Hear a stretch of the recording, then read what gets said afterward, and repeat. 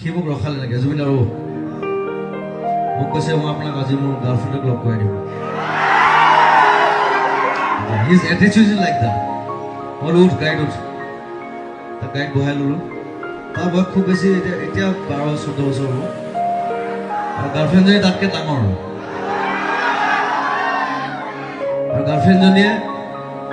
Guwahati train ষ্টেচনত এইবিলাক কাম কৰে আৰু ভাং বেচে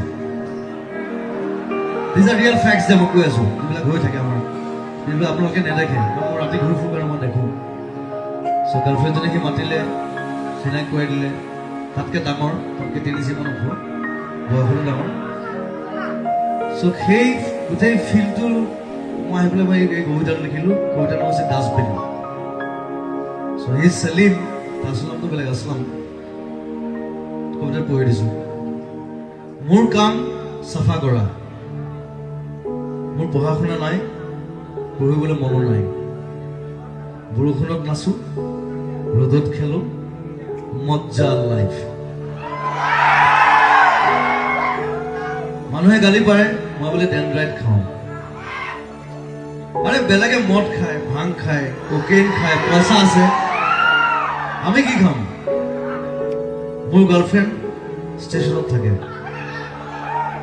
মই ৰাতি ৰাতি যাওঁ তাইক লগ পাওঁ এদিন জুবিন গাৰ্গক লৈ গৈছিলোঁ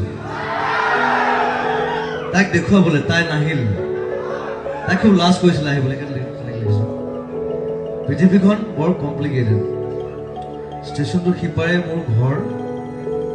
ৰাতি যেতিয়া দেউতাই মোৰ পিঠি দুফাল কৰি থাকে মোৰ কামিহাকেইডালে কয়